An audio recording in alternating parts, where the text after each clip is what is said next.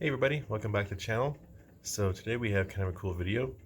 Um, Behind me is my old car and my new car that's older. So I'm doing a little comparison video of the S197 and S550 side by side, kind of go over some of the differences and talk about the 3-valve versus 3.7 V6 rivalry a little bit. So hang out and watch the video and hope you enjoy it. Thanks. Alright, so to start off with, both these cars are modified, so it's not a true 100% comparison stock for stock, but I was always under the impression that the S550 was a bigger car, but honestly, seeing it parked next to the S197, it's basically the same size. It might be slightly longer, maybe just by 3 or 4 inches or something, maybe a hair wider. I think the wheelbase might be a little bit longer, but overall, the dimensions are pretty similar. S550 has a lower roof line for sure. That's why there's less headroom inside, especially in the back seat. So you'll notice that the fastback on the 05 doesn't drop down quite as quick as the S550, so there's less headroom in the back seat. Not that it really matters, but anyways, just kind of give you guys a walk around, show you guys what 10 years of automotive progress looks like between 05 and when the 15s came out. This is actually a 16. It's my old car. The owner had me detail it and do some maintenance on it for him. Hadn't been washed in a long time, so I gave it a good clay bar and wax. It's looking really good. So all the mods that are on the car were done by me. It's pretty much got all the basic bolt-on stuff, some suspension things, OEM GT350 wheels and tires, which are new tires on there. So we're gonna go look at the inside and stuff. One thing I thought was interesting was these are aftermarket GT350 style wheels, and I actually like them more than the OEMs. The OEMs are kind of just like, if you see how sharp the lines are in these, I really like that. These ones are kind of rounded, kind of a little more boring looking. I don't know. These also weigh a lot more. These are 28 or 29 pounds a piece, and these are 24 and 25 pounds a piece. So, but these aren't as wide. These are 11s in the back, 10s in the front. These are 10.5s in the front, 11.5s in the back. So a little bit of a difference there. Well, we'll pop the hoods and look underneath and look at the insides. Just want to give you guys a quick look. You can definitely see in the back how the S550 drops way lower. The bumper also sits lower too, and both these cars are lowered about the same amount, so you can definitely see that taller roof line on the S197. Although very similar lines. I mean, look at that. It's pretty close. The hood lines, the 05 has more of a slope to it, whereas the S550 kind of goes out flat and then drops off. Obviously the front is probably more aerodynamic on the S550. You see how the corners here are kind of highly swept back, whereas these are more like brick walls. They spent a lot of time on the S550 with aerodynamics and things of that nature. So yeah, let's take a look at the insides real quick.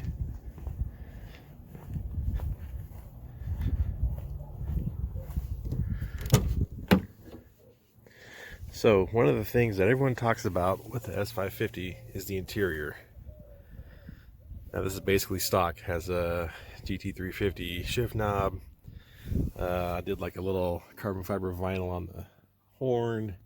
I also used Scotch-Brite and scuffed down the chrome rings. I did the same thing on my 05 because the chrome just looks cheesy. So this looks more like brushed aluminum now. Aside from that, it's pretty much stock. Not a ton of room back there, but it's a nice looking interior. Everything fits real well. It's got a backup camera, which is super nice. The ergonomics are really good in these cars. It's got a telescoping wheel, which is super nice. to find your perfect seating position. Another thing that's really good about these cars is the seats. Now, these are just base model seats. This is a V6. Now, these seats have a ton of side bolstering, and you really feel locked into this car. Whereas on the S1, at least the older S197s, the seats are kind of just flat, not a lot of side bolstering. So that's why I put a race seat in my car. Honestly, if this were still in my car, I wouldn't even bother with a race seat because these stock ones are pretty dang good. So interior wise, definitely better than the S197, although everyone complains about the 197 being cheap or whatever. Honestly, I don't mind it. I like the design of the S197. Yeah, it's a little plasticky, but so is this one, you know. But definitely, they turned things up a couple notches with this car. Spent a lot of time developing it. So let's go look at the S197 to compare.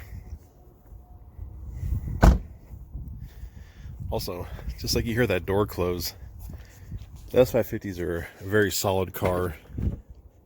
A lot different from the older cars, which, you know, not built quite as good. I need to vacuum this thing, but so this interior is really cool. It's retro. My door cards are kind of coming loose like every other S197, but I like the design, especially with the premium package. It has the like brushed aluminum dash on it. This has a shifter and the aftermarket radio and the Corbeau race seat. And you can see my helmet's still back there. But a little more room, a little more, I don't know, open feeling. It's not quite as enclosed feeling as, I think, because the windows are a little bit bigger. But yeah, overall, I like both interiors. Yeah, the seats are great in the S550. The seating position in both cars is really good. Room-wise, very similar. A little less headroom in the S550. Possibly a little more room inside the S550. A little more leg room for the front passengers. Other than that, very similar seating positions and things of that nature. So... Alright, so let's talk about power plants. Now, there's a lot of online banter between 3.7 drivers and 3-valve guys. So, before the internet jockeys out there get all upset, I'm going to show you guys both sides of this world because, well, I've had both of them. Not many guys that have had 3 valves have had 3.7s, and not many guys that have had 3.7s have had 3 valves, and everyone just hates on each other, and I think it's ridiculous, but both are really good motors, and I'll go over some of the pluses and minuses. So let's start with the V6. So it's a 3.7, which I believe is 227 cubic inches. It's a big motor physically, but the S550 chassis is a little bit bigger, and man, there was just a ton of room on the sides and the front. I mean, look how much room is over here. It's crazy. So this one's basically stock, just intake and BBK shorties. I also ported the intake manifold when I had it. So these motors, the 15 to 17 3.7, is rated at 300 horsepower and 280 or 285 foot-pounds of torque, whereas the 3.7, or I'm sorry, the 3-valve motor, which is 281 cubic inches, is a 4.6 3-valve. They are rated at 300 horsepower and 320 foot-pounds of torque. Pretty sure that's what the numbers are. So there is a little more torque with the V8, and that's obvious because it's bigger displacement. It's going to have more torque. But the 3.7 is an excellent motor. People hate on it because, well, they're ignorant, I'll be honest. And yes, you can make a V8 faster than you can make a V6. Everyone knows that. But let's say you had a $25,000 budget. You could go out and buy a 15 to 17 S550 GT, maybe a performance pack if you bought a beat up one for 25 grand. But you can find a nice regular GT for 25 grand. It's 420 horse, 425 or whatever they were. Awesome car. But you can pick up one of these for $15,000. Yes, $10,000 less because of the motor. The suspension, the drive line is all basically the same as the GT. Yes, it has a slightly different transmission, slightly different drive shaft, but the rear end, rear suspension, front suspension, all that stuff is exact same as a GT. These are base model GT 4-piston brakes, 14-inch. That's a super cheap upgrade for these. I bought these for $200. So if you had $10,000 as a mod budget, you could do twin turbos, you could do a Pro Charger, you could do all kinds of stuff, and you would literally destroy stock GTs. I've seen a lot of videos of guys with Pro Charge V6s and turboed V6s just killing 5.0s. It's a thing. Get over it. You can make a lot of power with these motors. And guess what? If you blow it up, it doesn't cost you $5 or $6 grand to go out and buy a junkyard 5.0 motor, or even $3 or $4 grand if you buy like a truck 5.0. You can pick these things up for $700, $800, $1,000, and they are everywhere. I mean, these things have been in hundreds of thousands of rental cars and just regular cars. So you will in fact find super cheap 3.7s if you blow yours up. There is a group of guys back in Florida that recently broke the record for the fastest sealed motor 3.7, and I don't know the exact numbers, but I think it was a high 9, somewhere in the high 9 or low 10 range, with a sealed motor with a single turbo. And yeah, that's impressive as hell. I mean, I don't know what else to say about that. The 3.7, for the guys that don't know much about it, very stout motor.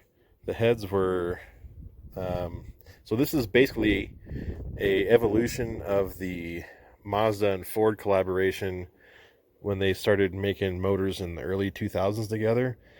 This evolved from the 3-liter into the 3.5 and then into the 3.7. But these heads are basically Cosworth designed, essentially. Very good valve train. These motors will handle 600 wheel horsepower without much problem. There's guys that have made even more than that. The lifespan is dependent on how the tune is, but guys have made 600-700 horsepower on a sealed motor to the wheels. That's impressive. I don't care who you are. And like I said, if you blow it up, no big deal. Go to the junkyard, pull one out, throw another one in there, $1,000, you're back on the road. You can build these to handle probably 1,000 horsepower. It's just not as easy as the 5.0 stuff because there's just not as many parts out there for these. But they're great motors. If you're going to hate on them, it's probably because you're a douchebag. Just let people enjoy their cars, and if you don't like them, then mind your own damn business. Now to the other most hated engine in the Mustang world, the 4.6 3-valve. Well, I take that back. The 2-valve's probably the most hated. But the 3-valve, when it came out, was a great motor. Made way more horsepower than the models before it. But now, it's a pretty, anemic motor compared to the Coyote-based motors. These are 300 horse stock, like I said. I will say, however, that the 3-valve is probably one of the better sounding V8s that Ford has ever done. These things sound just incredible. It's also a really cool looking engine, very clean and simple. There's kind of a lot going on over there. The intake manifold's kind of ugly, but these motors look really cool. It's a very large engine in appearance, and these actually have the same bottom end as the early 2000s Mach 1s. So it's a aluminum block, super strong crank actually. So there's a couple weak spots with the 3-valve.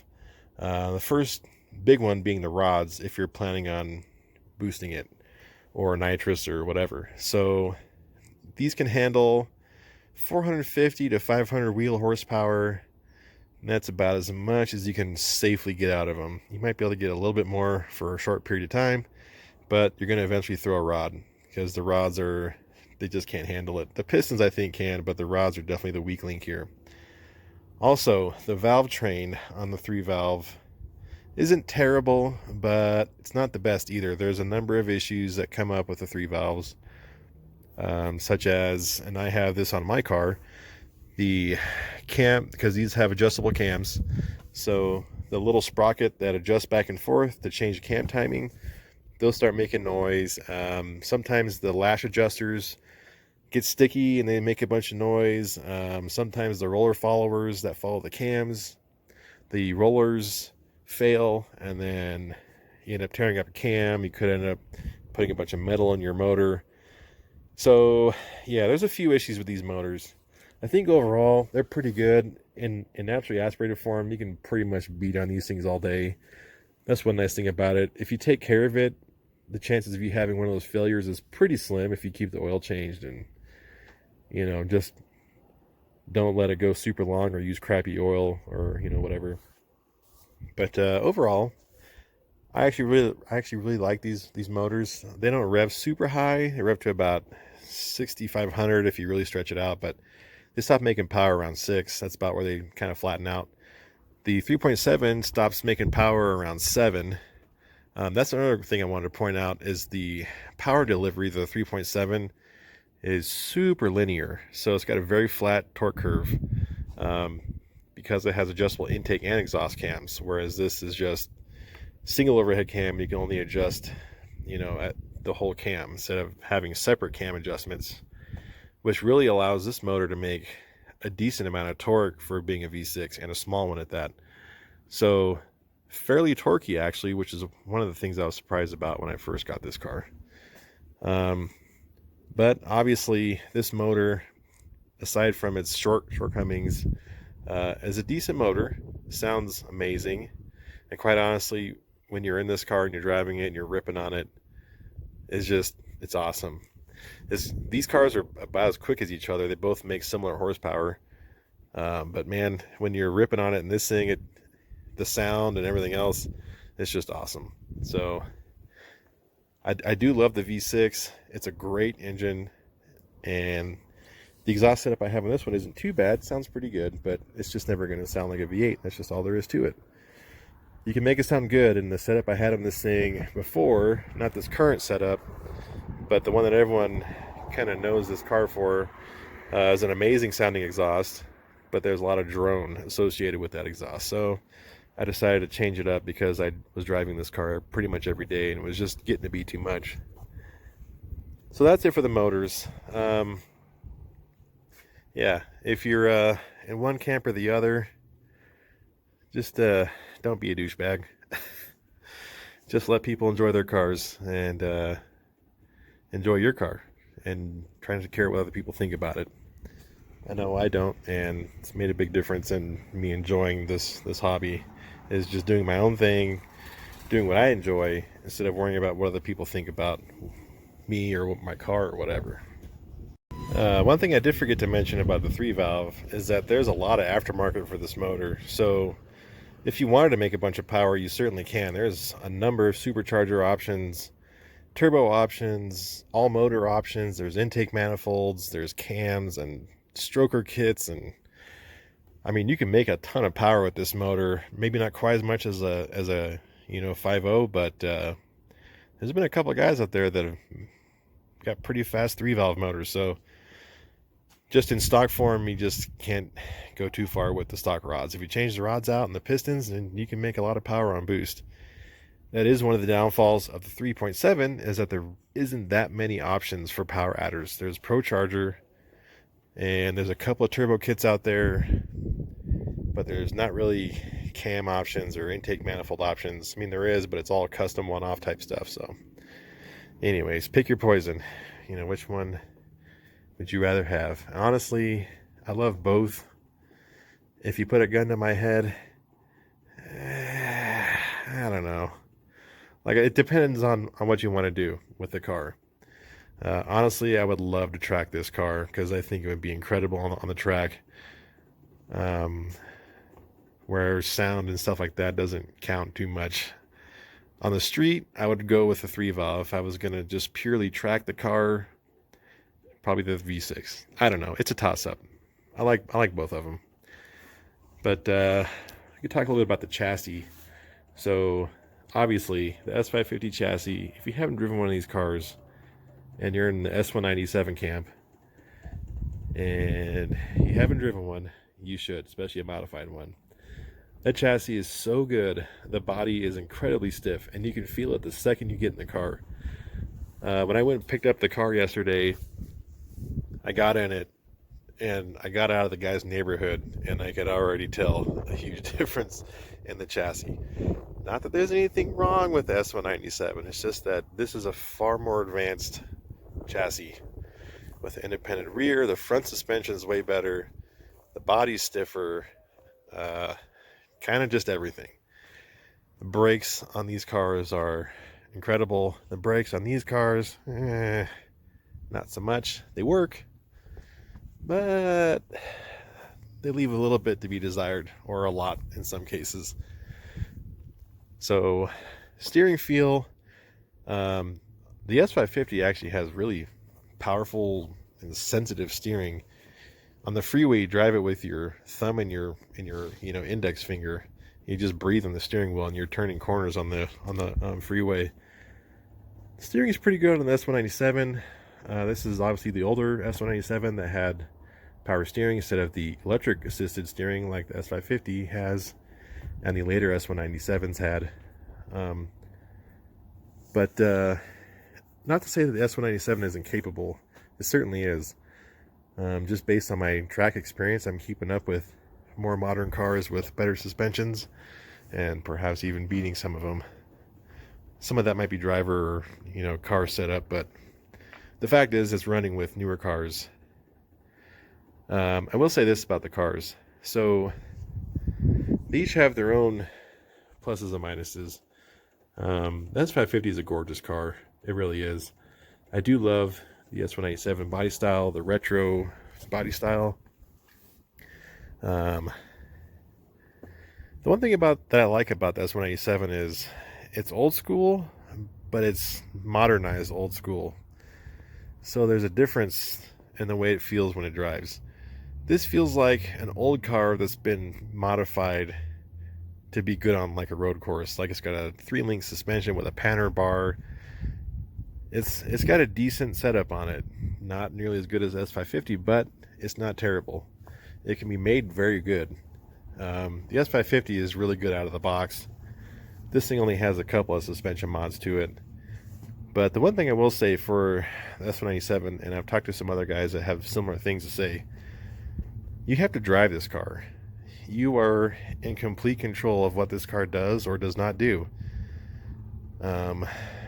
You feel more connected with this car with the power steering instead of the electric assist steering, where it's doing inputs that you probably don't even realize.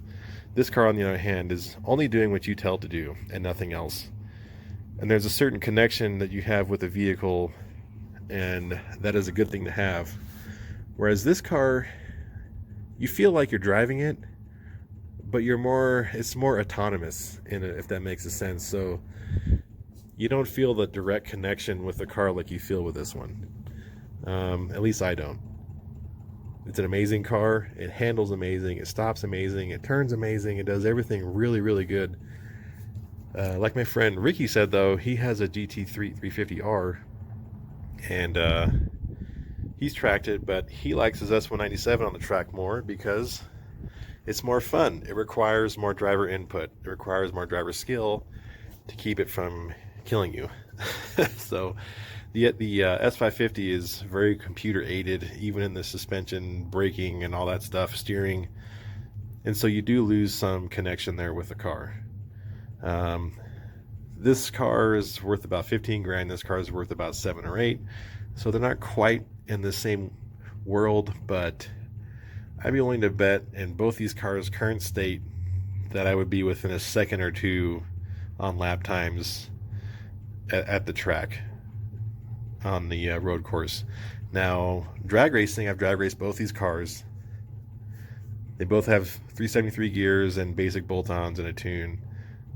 This car was 3 to 4 tenths faster on the quarter mile than this car. Trap speed was similar, so that's interesting. They also weigh very close to the same. They're both around 3,500 pounds. But anyways, that's pretty much it. I've already drug this long enough. I hope you found some useful information here. I thought it was kind of cool to compare both cars side by side, something you don't see very often. And a perspective from somebody who's had and driven both cars pretty hard for a decent amount of time, and not just some person's quick review. But I love both these cars. I really do. They both have great things about them, and I really enjoy driving both of them for those reasons that they each have. So anyways, hope you enjoyed this, and I'm actually going to the track tomorrow with the Red Baron. We're going to Buttonwillow, so got the car all checked out. It's all ready to go, and we're gonna go tear up some asphalt and have some fun, burn some gas. Anyways, till next time, we'll see you later.